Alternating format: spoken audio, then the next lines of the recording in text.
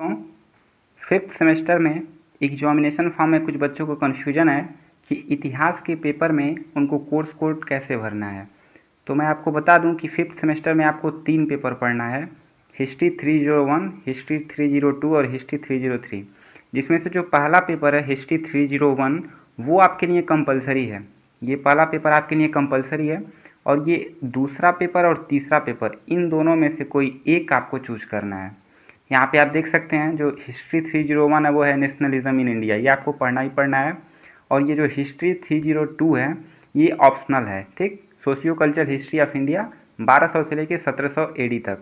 इसी तरह जो तीसरा पेपर है मॉडर्न वर्ल्ड 1453 से 1815 एडी तक, वो भी ऑप्शनल है, अर्थात इन दोनों में से कोई एक चूज करना है आपको, ठीक है। तो ये कन्फ्यूजन था कुछ बच्चों को, इसीलिए मैंने यहाँ पे बता दिया।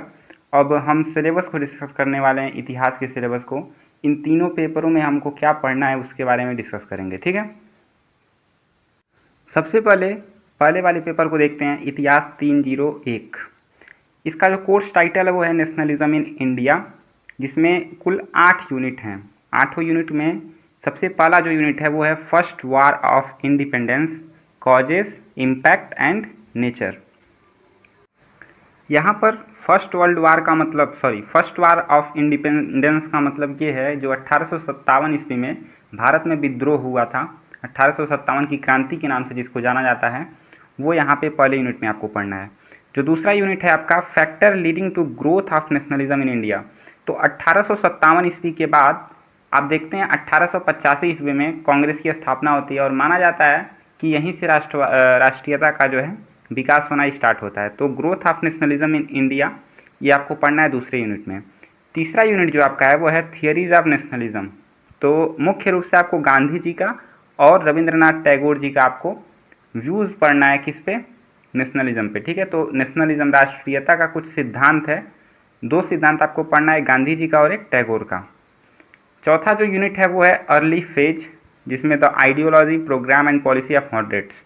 अब ये अर्ली फेज क्या है और एक्सट्रीम फेज क्या है। तो कांग्रेस की जब स्थापना होती है तो 1885 से लेकर 1905 तक, 1885 से लेकर 1905 तक अर्ली फेज होता है कांग्रेस का।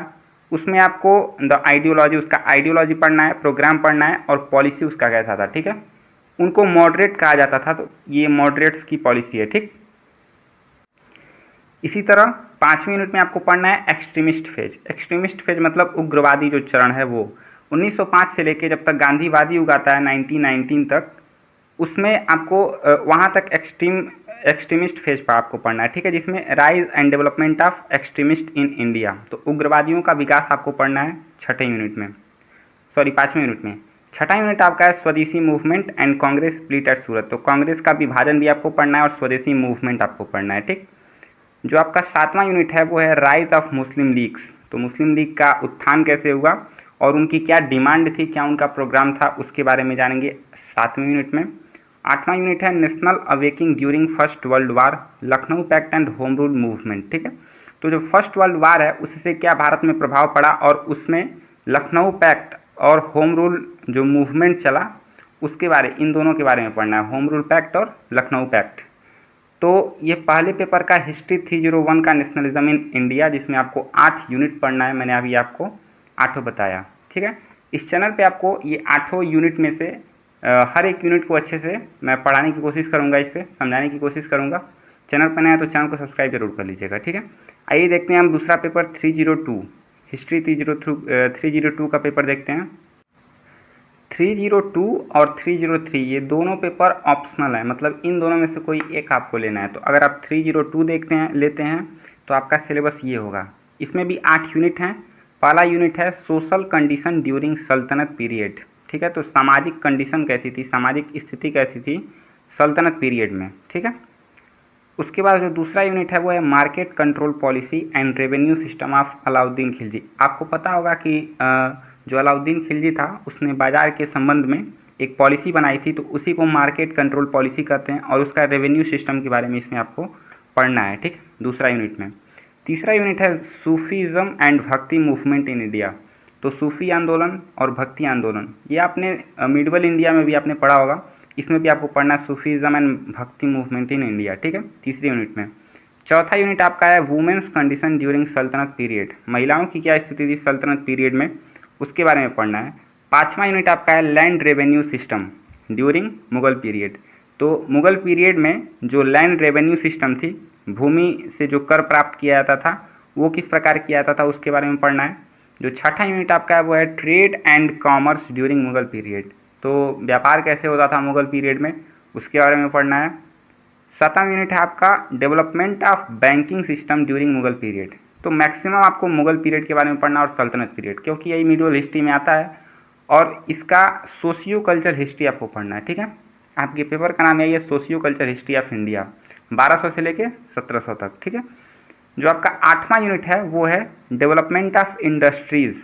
ठीक है, तो मुगल पीरियड में भी कुछ इंडस्ट्रीज़ का विकास हो रहा था, तो इसके बारे में पढ़ना है। ठीक है, development of industries during Mughal period, तो ये आपका दूसरा पेपर हो गया इतिहास का HIS 302 का। ठीक है, इसमें ये आपका ऑप्शनल पेपर है, अगर आप चाहें तो इसको ले सकते हैं, और अगर आप दूसरा पेपर लेना चाहते हैं तो उसके लिए आपको ये जो तीसरा पेपर है इतिहास HIS 303 का, इसमें आपको मॉडर्न वर्ल्ड पढ़ना है। ठीक है, पिछले सेमेस्टर में आपने मॉडर्न वर्ल्ड के बारे में पढ़ा ही होगा, तो मैक्सिमम टॉपिक इसमें मिल जाएंगे आपको, आप चाहें तो ये ले सकते हैं या फिर 302 ले सकते हैं। ठीक है, देखिए इसमें क्या क्या पढ़ना है, इसमें भी 8 यूनिट है, तीनों पेपर में 8-8 यूनिट है, तीनों पेपर में समान यूनिट है। ठीक है, सबसे पहला यूनिट इसमें है political and religious structure of Europe in the early 15th century, तो 15वीं शताब्दी में पॉलिटिकल और रिलीजियस स्ट्रक्चर क्या था यूरोप में उसके बारे में पढ़ना है पहले यूनिट में।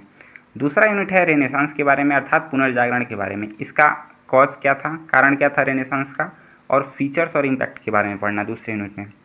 तीसरा यूनिट आपका है रिफॉर्मेशन मूवमेंट, जिसको धर्म सुधार आंदोलन भी बोलते हैं यूरोप में, and role of Martin Luther. ठीक है, तो इसमें मार्टिन लूथर का क्या रोल था ये भी अपने पिछले सेमेस्टर में पढ़ाई होगा, तीसरा यूनिट। ठीक है, चौथा यूनिट ये है रिलीजियस वारफेयर द 30 ईयर्स वार। ठीक है, तो चौथे यूनिट में आपको 30 ईयर्स वार पढ़ना है। ठीक है, ये भी महत्वपूर्ण टॉपिक है एक। पाँचवा जो यूनिट है आपका वो है glorious revolution and development of cabinet system in England. Glorious revolution आपको पता होगा 1688 में इंग्लैंड में हुआ था। ठीक है, तो उसके बारे में आपको पढ़ना है, ये भी आपने पिछले सेमेस्टर में पढ़ा होगा, तो ये आपको पढ़ने में आसानी होगी। ठीक है, जो आपका छठा यूनिट है वो है industrial revolution in 18th century, इसके बारे में भी पिछले सेमेस्टर में मैंने आपको बताया था। तो 18वीं शताब्दी में जो औद्योगिक क्रांति हुई उसके बारे में यहाँ पे बात हो रही है, तो छठे यूनिट में आपको industrial revolution in 18th century आपको पढ़ना है। जो सातवां यूनिट है उसमें फ्रेंच रिवॉल्यूशन आपको पढ़ना है। ठीक है, फ्रेंच रिवॉल्यूशन भी पिछले सेमेस्टर में था, इसके कॉजेज, सिग्निफिकेंस और इम्पैक्ट ऑन वर्ल्ड, चूँकि एक ऐसी क्रांति थी जिसने पूरे विश्व को अपने चपेट में लिया, हर एक देश को इसने प्रभावित किया। ठीक है, आठवां यूनिट जो है वो है नेपोलियन बोनापार्ट का। नेपोलियन बोनापार्ट ने कौन कौन से रिफॉर्म्स किए, उसका कॉन्टिनेंटल सिस्टम क्या था, ठीक है, और उसका फॉरेन पॉलिसी क्या था, इसके बारे में हम चर्चा करेंगे। ठीक है, तो ये आपका हिस्ट्री 303 है। मैं इन तीनों पेपरों को कवर करने की कोशिश करूँगा, हर एक टॉपिक को अच्छे से समझाने का प्रयास करूँगा। चैनल पर नया तो चैनल को जरूर सब्सक्राइब कर लीजिएगा और बेल आइकन को प्रेस कर लीजिएगा, ताकि मैं वीडियो डालूँ तो आपके पास नोटिफिकेशन जा सके।